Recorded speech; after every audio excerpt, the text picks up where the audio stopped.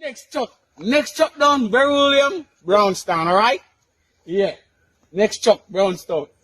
So anytime when you say something happen at Brownstown and a Brownstown killer them do that, alright? On the spot news media, we got the latest news. We don't care about the views, we just representing right. Put local news internationally every night. On the spot, wave that Jamaican flag from left to right. Let's get it right, y'all know the type.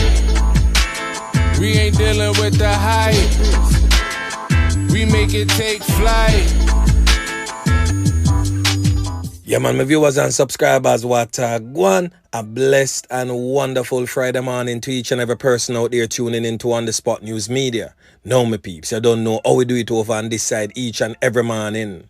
We have to give thanks and praise to the Most High Creator for the preservation of life, because life is indeed the greatest. So in the morning, my peeps, I have a few stories to share with you, the regular members of Chan Public and also members of the diaspora. So please like the video, share the video, watch the entire vlog so you can get a full understanding and a better appreciation of everything we are going in Jamaica. So watch this now, my peeps, to the name Friday, the day when Mr. Smile pan some of the ones and ones them pocket.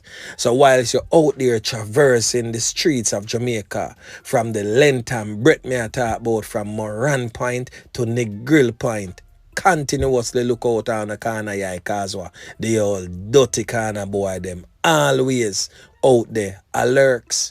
Because in recent times, we have definitely seen that no matter how remote a place may be in Jamaica, in all of the nook and cranny them, the criminal elements start wreak havoc within these rural and secluded places. So we're going to kick it off over there in the community of East Kingston. We are talking about Rockford for sure. Where On The Spot News Media over the years have covered many vlogs on the infamous Oliver Road gang and of course the Base One gang, yeah man, who have always been at loggerheads with each other over the years. So Base One gang is definitely one of the more prominent ones in that area. So Oliver Road and Base One has agreed to lay down arms. And this, my peeps, me no want nobody jump and say hooray too fast, because this, in my view, it's just a ceasefire for your time. And me know some of the ones and ones them I gonna say on the Spot News Media, you're just negative towards everything, so. But it's not negativity me I preach. Me I preach truth. How many times has there been a truce among warring factions in any garrison community over the years? How long it normally lasts for? Probably Upper August Town keep the peace for the longest. We have seen this type of initiative took place in the Kingston Western Police Division, and as soon as a man see a man we Clapweh mother, the old hurts come back and knockings and clapping start again. So for this type of peace initiative for work, me no want the criminal elements them feel like them too comfortable now and I walk in our next man place. You just hold your ground and make a next man hold for them ground. You no trouble me no trouble you. You no see me no see you type of situation. Nobody get too comfortable and I walk across enemy lines, because there can literally be no friendship with these criminal elements. Too much old hurts are involved in it. So for this to work, the only way it will ever work is if Base One stay upon for them ends and them warring faction stay upon for them ends. You leave me, I leave you. Me not get in a your way, you not get in a mine type of situation. But outside of that, me can tell you no. Just give it some time and the knockings and clappings will continue. Yeah, man. But we do appreciate the fact, say the criminal elements them come together and say, yo, I could lay down arms, because the community definitely I depreciate. Nobody now make no money, including we. So I feel like them a do it for per se the community. Them a do it because it start affect them too. Because them can't even go make no step for eat no food again. So hungry start kill some of them. So them definitely have to say, yo, make we lay down arms and make food start eat and everything start flourish. So my peeps, whilst we encourage the peace, Still look out on a corner eye same way. Because remember on the Spot News Media telling you this, there is no loyalty among thieves. So for those who have been hearing about these warring factions for the first time, just go type in base one on the Spot News Media and all the vlogs that are covered, many of these warring factions out there in East Kingston will come up and you can watch them and get yourself caught up with what's going on. So as I stated earlier, an agreement has been struck by criminal elements out there in the Rockford community of East Kingston to lay down their arms and allow the community to flourish. The police in East Kingston have confirmed this and stated that the gangsters had struck a deal between themselves. So gangsters from Oliver Road and Base 1 factions in Rockfort have struck a peace deal. They stated that the so-called peace treaty was signed in March and has so far been respected from both sides of the fence. It may sound a bit strange and sound unreal, but take it from the Spot News Media. A real meds, the gangsters them definitely decide say enough is enough and them want some peace in the communities. So rival gunmen have struck the peace deal. So in that volatile section of Rockfort, over the past 18 months, 15 people, according to police records, have lost their life due to that gang feud. So on Wednesday, the man them group up in a big yard and decide say, yo, them are gonna talk over things, hold some drinks and chill and bill with each other. The entire community was at awe because them can't believe said them man where they done knock it and clap it off of each other. What do you now become friends? Well, not friends, but a ceasefire and them can actually coexist in the same space without nobody a drop like fly. So watch this now, my peeps. We're going to hear from a female resident as she relates to what is going on. Then, of course, the next person in line is a gangster where a state fame claim. Then we're going to hear from the woman who is head of the Kingston Eastern Police Division, Senior Superintendent Tammy Chambers. So listen to these voice clips. All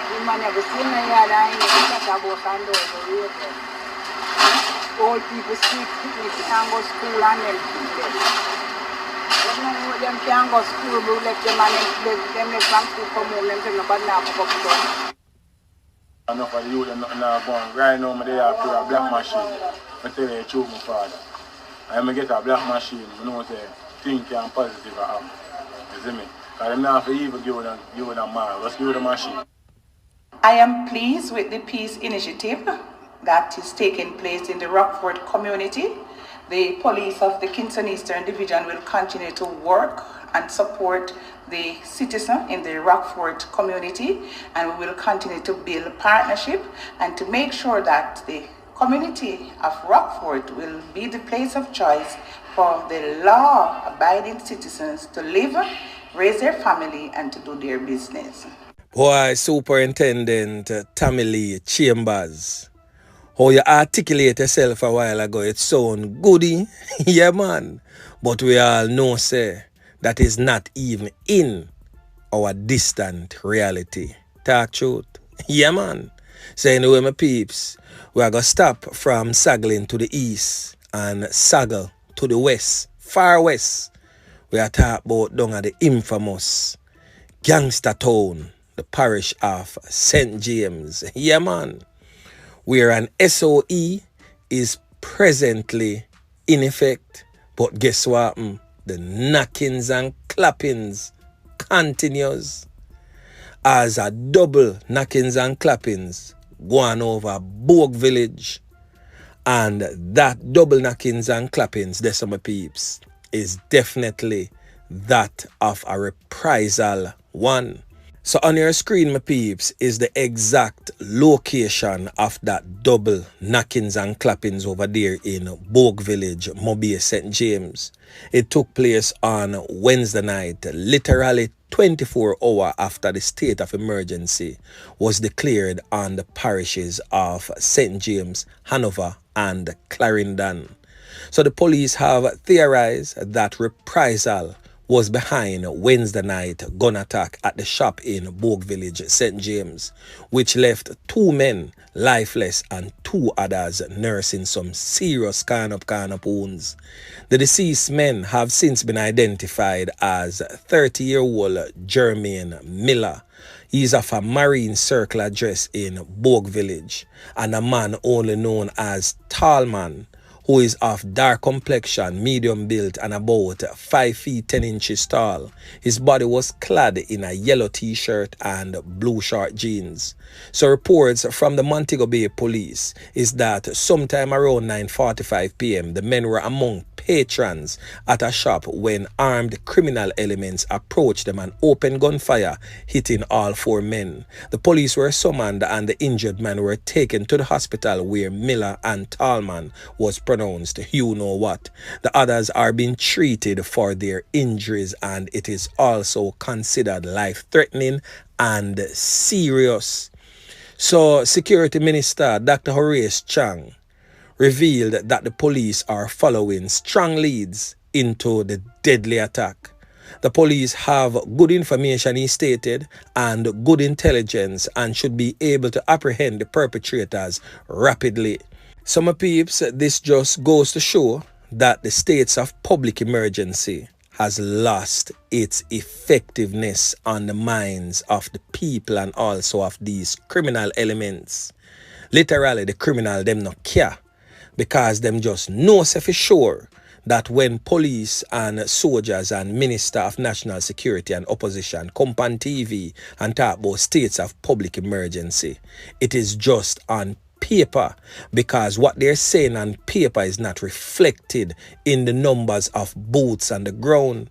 The parish of St. James is very hard to police certain areas, and the amount of security forces that is deployed there, it is nowhere near enough to start curbing the level of criminality in the parish of St. James and other western parishes.